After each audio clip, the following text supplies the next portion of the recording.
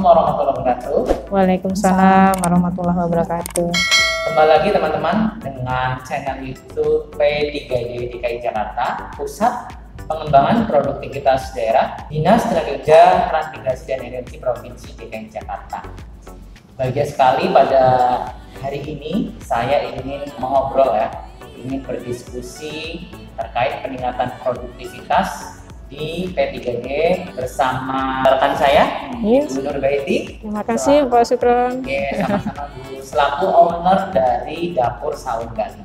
Dan juga ada rekan satu lagi, Mbak Tika, beliau adalah salah satu peserta dari pelatihan kewirausahaan di P3D. Nah, hari ini teman-teman saya ingin mengobrol bagaimana sih pandangan terkait proses pelaksanaan pelatihan di P3D, dan juga nanti akan kita bertanya juga pada Ibu Nurbaiti selaku dulu juga pernah ikut pelatihan di sini ya Bu ya. Betul. Dan hari ini sudah berapa kali beliau juga sharing juga ilmunya di P3D. Baik teman-teman, langsung saja kita tanyakan kepada dua narasumber kita. Mungkin yang pertama saya ingin bertanya ke Tika ya. Baik Mbak Tika, 2 hari ya mengikuti pelatihan singkat ya di P3D. Apa yang Mbak Tika dapatkan selama pelatihan ini Mbak? Selama saya pelatihan di sini, awalnya tuh berdagang tuh kirain cuma dagang, jual, untung gitu, dapat untung. Nah ternyata dalam berwirausaha kita bukan mencari untung, habis dapat untung udah selesai, tapi bagaimana caranya kita dapat untung tapi semakin lama semakin meningkat gitu.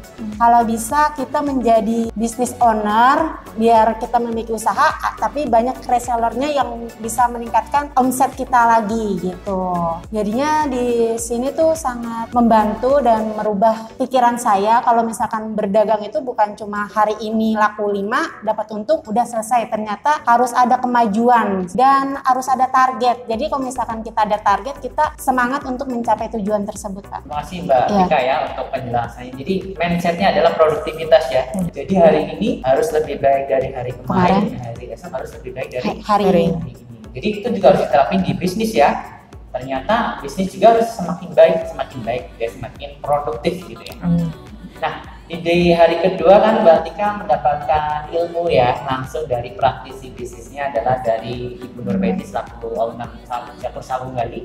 Nah, apa yang Mbak Tika dapatkan dari penjelasan Ibu Nurbaiti tadi? Nah, dari Bu Nurbaiti, kalau dalam berdagang kita bukan mencari keuntungan, tapi yang paling utama kita bagaimana cara menjalin hubungan dengan customer kita. Yang penting tuh awal-awal jangan memikirkan untung banyak lah, tapi bagaimana cara kita mencari customer, pelayanan yang baik.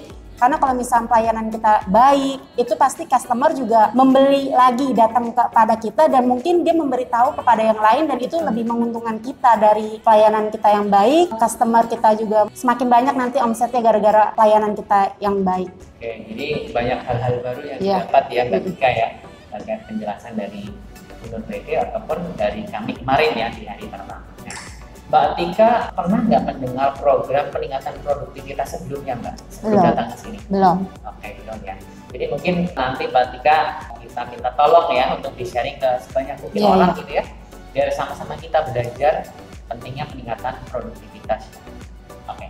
Terima kasih Mbak Tika untuk penjelasannya. Mungkin nanti kita ngobrol lagi ya. Kita coba sekarang ngobrol dengan Bu Nurbaiti. Apa yang Bu Nurbaiti pahami tentang produktivitas?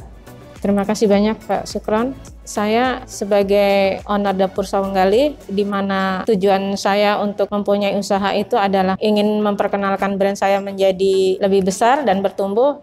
Solusinya saya harus mempunyai ilmunya, dan ilmu yang saya dapatkan itu dari pengalaman adanya pelatihan dari peningkatan produktivitas itu ternyata sangat penting sekali dan itu wajib harus bagi saya. Bahkan itu pun juga harus saya tingkatkan lagi untuk mempelajari lagi dan mempraktekannya lagi menjadi lebih produktif. Dan progresnya dari tahun 2019 sampai saat ini alhamdulillah trennya naik, itu yang menjadi motivasi saya.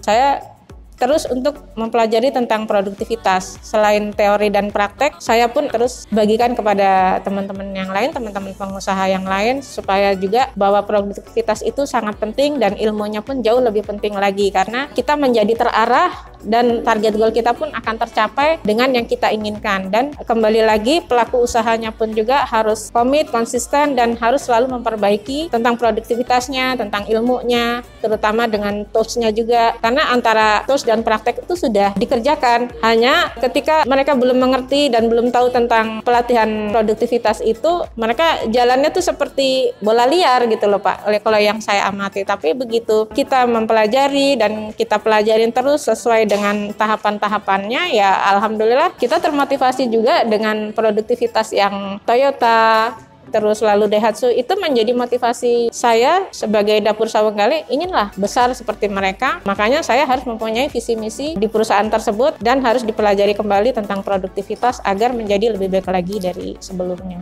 Itu cita-cita saya untuk kedepannya, terus untuk perbaikan. Kaizen, ya kembali lagi kita terus ke Kaizen. Iya betul Pak. Jadi luar biasa ya teman-temannya apa yang disampaikan oleh Bu Betty. Ternyata ilmu produktivitas itu bisa juga diterapkan di UMKM ya Bu ya. Betul, sangat. Tidak melulu perusahaan besar ya. Iya. Jadi inilah yang ingin kami sharing juga pada teman-teman, bahwa ilmu-ilmu di dalam produktivitas ini itu sangat relevan untuk diterapkan di UMKM maupun di perusahaan ya. Ada 5S ya. Udah menerapin ya Bu ya? 5S ya. Ada Kaizen, ada Total Quality Management, bagaimana kita melayani pelanggan itu dengan total gitu ya. Ada juga UCC dan lain sebagainya. Nah, selama menjalani bisnis nih Bu, hal-hal apa sih yang menurut Bu Nurbaiti ini menjadi sesuatu yang penting nih Bu, sehingga tadi trennya terus naik gitu? Ya, alhamdulillah. Yang menjadi hal-hal penting itu, saya ingin yang utama dengan usaha bertumbuh, dampaknya ke saya adalah kesejahteraan, lalu menciptakan lapangan kerja, dan itu pun untuk berkelanjutan saya harus memaintainnya dengan baik, dengan mempelajari kembali tools-tools yang sudah diberikan produktivitas, dan mempelajari yang tingkatan lebih lanjutnya lagi agar usaha tersebut progres. Dan saya ingin cenderung usaha yang saya rintis itu adalah trennya menjadi naik. Itu target saya untuk kedepannya. Terus naik ya Bu ya? Ya. Jadi luar biasa ya teman-teman ya, bisnisnya Bu Nurbaiti terus naik kelas. Tadi Bu Nurbaiti menjelaskan akan berdampak pada banyak orang yang akan membantu ya. Betul. Dalam hal ini tentu nanti Dapur Sawanggali akan membutuhkan tenaga kerja ya. Iya, betul. Kalau boleh tahu saat ini sudah berapa orang Bu? Saat ini yang sudah rutin kami pekerjakan ada 10 orang. 10 ya teman-teman Iya, ya. 10 orang. Oke, bayangkan teman-teman kalau nanti Mbak Tika juga jadi pengusaha, ada 10 orang yang bekerja. Jadi dampaknya dari peningkatan produktivitas adalah nanti akan adanya penyerapan tenaga kerja Iya, ya, betul. yang tadinya nganggur jadi bekerja, Iya. gitu ya.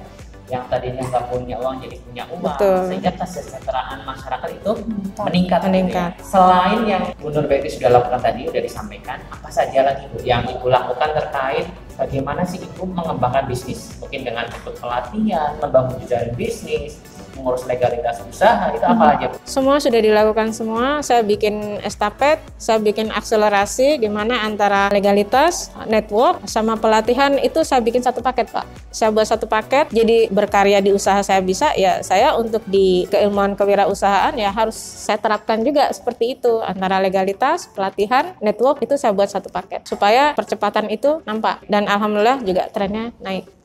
Oke, kemarin saya melihat Bu Nurbaiti ikut dalam podcast Sambut Belajar ya Bu ya. Mereka itu Betul Pak. bisa diceritakan Bu gimana prosesnya, bagaimana kesan dan pesan. Jadi PR saya harus berhati-hati dalam melangkah sebagai pelaku usaha dan harus memberikan contoh kepada teman-teman Jackpreneur, sahabat Jackpreneur juga sahabat UMKM itu bahwa ketika kita menjalankan usaha, kita sebagai entrepreneur juga etika bisnisnya juga harus dijaga. Tidak hanya memikirkan omsetnya saja, tidak hanya berpikir berkarya saja, tetapi semuanya juga kita harus memberikan inspirasi juga kepada teman-teman. Dan alhamdulillah dari pelatihan-pelatihan yang difasilitasi oleh Pemprov DKI itu sangat bermanfaat sekali. Lalu saya berpikirnya tidak gratisnya aja itu bonus buat saya. Kalau gratis itu bonus buat saya, seolah-olah saya seperti dapat beasiswa gitu. Nah, saya bersungguh-sungguh, makanya saya berkontribusi kembali. Saya harus bisa menjadi yang terbaik di antara teman-teman yang lain. Apabila teman-teman belum terbuka mindsetnya tentang pelaku usaha sejati itu seperti apa, pelaku UMKM itu yang sejatinya seperti apa. Nah, saya justru belajar dan saya memberi contoh kepada teman-teman yang lain.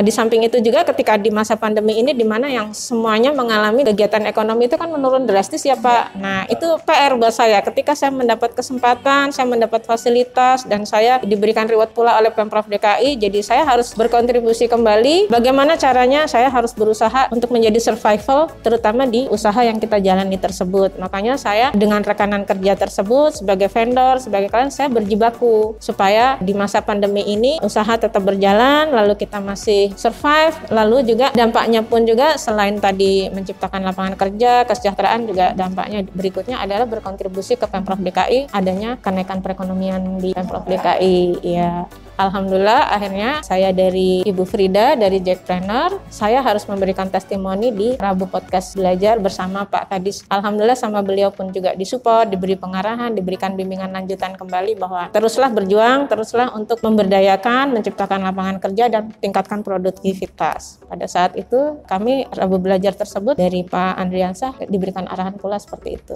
Ini banyak sekali kegiatan. Alhamdulillah banyak sekali, iya. Saya melihat banyak kegiatan yang dilakukan oleh Bu Nurbaiti dalam rangka mendorong bisnisnya terus bertumbuh gitu ya Bu ya. Iya. Nah di saat pandemi ini kan terobosan apa yang Bu Nurbaiti lakukan sehingga tidak turun di omsetnya? Apa yang Ibu lakukan? Saya melakukan network, lalu saya berkomunikasi dengan pendampingan, dengan ini saya menjemput bola Pak pada prinsipnya. Ya, saya pada prinsipnya menjemput bola, saya berkomunikasi, lalu saya melaporkan tentang perkembangan usaha saya sehingga banyak yang mensupport, dan akhirnya karena kita juga memperkenalkan produk kita, alhamdulillah jadi pemasaran itu mencapai target. Intinya jemput bola ya Bu? Iya, jemput bola Bapak. Jangan menunggu Betul. customer datang ke kita. Kalau bisa kita jemput customer gitu ya? Iya, betul. Ya. Nah ini mungkin banyak pelajaran yang bertika ya. Apa sih saran Bu Nurbaiti untuk teman-teman usaha lain Bu agar kita berkembang gitu ya, menjadi pengusaha-pengusaha yang lebih baik lagi, lebih sukses, omsetnya terus naik, terus profitable.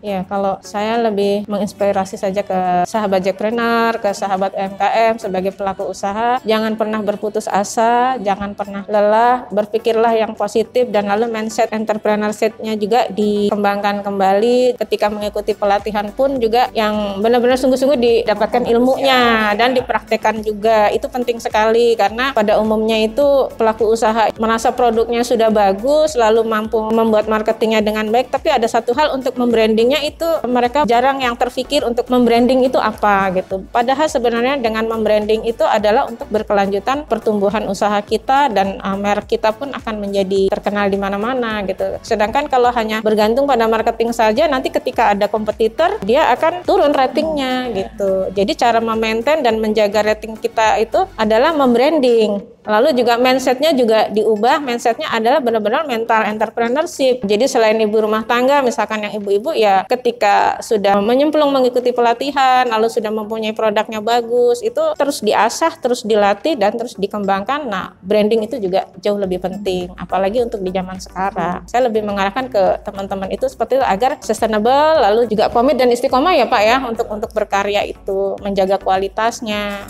terus selalu menjemput bola. Itu kurang lebih sih poin-poin tips dari saya seperti itu. Tadi Bu Nurbaiti juga sempat menyinggung berbagai jenis pelatihan yang. Nah, pelatihan dari mana saja dan apa saja yang Ibu sudah ikuti Bu dalam rangka membantu untuk bisnisnya Ibu terus bertumbuh? Terutama saya untuk pelatihan yang saya konsisten itu adalah di legalitas dulu Pak. Untuk legalitas.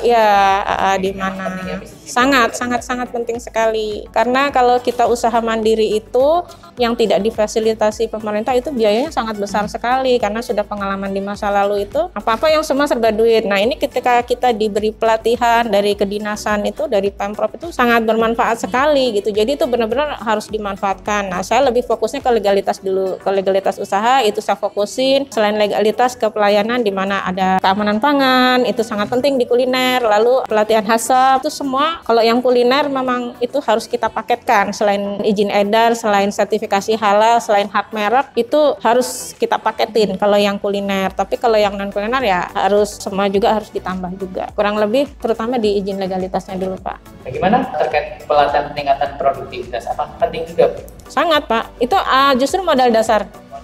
Modal dasar betul, terutama dimulai dari 5S tadi, lalu terus nanti kita berkelanjutan lagi, kita tambah lagi ilmunya ke KAISEN, kita lanjut ke PKIF-nya itu Pak. Tahapan-tahapannya itu yang step-step yang saya harus tingkatkan di situ. Terkait legalitas nih Bu, sudah punya apa saja? Sudah pernah urus? Alhamdulillah sudah satu paket, sudah hatam. Hatam ya, halal ini sudah ya. Sudah, bahkan halal saya sudah punya 2 Bapak. Ya, Pak RT. Ya, alhamdulillah hasab semua saya sudah. BPOM sudah semuanya ya. Sudah, ya. Jadi ini teman-teman, bagi yang teman-teman merasa kesulitan mencari legalitas ya Bu ya, mengurusnya gitu ya. Iya. Coba ikuti pelatihan dari Pemprov DKI dari dinas ya. Iya. Nah, ini akan membantu mempermudah dalam proses legalitas. Bisa dalam hal ini mungkin di Jackpreneur juga ada ya. Ada, ya. Salah satunya dalam membantu dalam proses perizinan. Mengurus izin itu mudah kalau kita sungguh-sungguh. Nggak ke PTSP ya. Iya, betul, ke PTSP. Dari Mbak Tika, ternyata banyak ya pelatihan Ya, di banyak. Pemprov DKI Ya. gratis pula Ya, gitu ya. kan. Bagaimana nih biar nanti sampai pesan ini ke mungkin saudara atau tetangga, itu apa yang perlu kami lakukan gitu kan?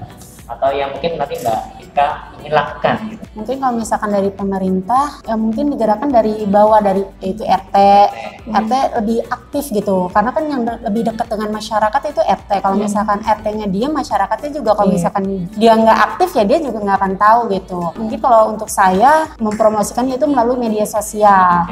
Karena kan sekarang tuh zamannya sosmed atau ya digital. Anak milenial tuh menggunakannya aja lebih tertarik mungkin melalui media sosial, yaitu bisa Instagram, YouTube, Facebook, mungkin sekarang banyak banget gitu. Kalau dari Bu Putri sendiri, bagaimana buat tadi kita meningkatkan produktivitas? Kalau saya kesannya saya sangat bersyukur sekali saya bisa masuk di pelatihan di P3D, Pusat Pengembangan Produktivitas Daerah Jakarta Timur, dan beralamat di Pondok Kelapa, kebetulan dekat dengan alamat usaha. Disitulah saya konsisten, saya sungguh-sungguh menekuni pelatihan tersebut hingga ke level-level berikutnya, karena saya sudah berkomit bahwa disinilah wadahnya, disinilah tempatnya untuk kita berkembang, kita bertumbuh mempunyai usaha. Dan ada satu hal lagi yang membuat kebahagiaan saya tersendiri, selain buat kesejahteraan pribadi, ternyata dampaknya adalah menciptakan lapangan kerja. Dan alhamdulillah di kebangkitan saya, untuk di kebangkitan ekonomi, saya bisa menciptakan lapangan kerja yang lebih tetap, di mana dulu karyawan saya freelance 40-50 orang. Sekarang saya di UMKM walaupun sedikit, tapi mereka setiap hari bekerja. Itu syukur nikmat saya, di mana dampak dari kesan saya mengikuti pelatihan Pusat Pengembangan Produktivitas, di mana ada ilmunya, kita terarah, targetnya juga jelas tertuju, usaha saya pun juga jelas. Ya, saya sebagai owner dapur Sawanggali itu sangat bersungguh-sungguh dan berterima kasih sekali Tuhan menunjukkan saya jalannya ada di Pusat Pengembangan Produktivitas ini. Jadi sangat bersyukur sekali, dan juga ketemu juga Bapak Mentor, Pak Sukron Munawar. Alhamdulillah mensupport ya. Itu kesan pesan saya di Pusat Pengembangan Produktivitas. Begitu juga dengan Pak Kabid, Pak Jeffrey pun juga mensupport, Ibu Paulina pun juga mensupport. Jadi semakin tambah semangat. Apalagi setelah mengikuti BIMKON, itu kesan terindah yang tidak terlupakan sampai saat ini. Lalu yang kedua ada dokter klinik usaha di P3D. Itu kesan pesan saya selama ini. Terima kasih P3D, sukses selalu, salam produktivitas. Terima kasih juga Pak Sukron, baik banget. Jadi saya mengajak nih teman-teman UMKM yang hari ini belum belajar produktivitas gitu ya. Ayo kita belajar bareng-bareng untuk meningkatkan produktivitas usaha kita masing-masing. Karena goal of productivity adalah kesejahteraan kita semuanya. Baik, itu saja teman-teman. Salam produktivitas. Kita Indonesia, kita produktif.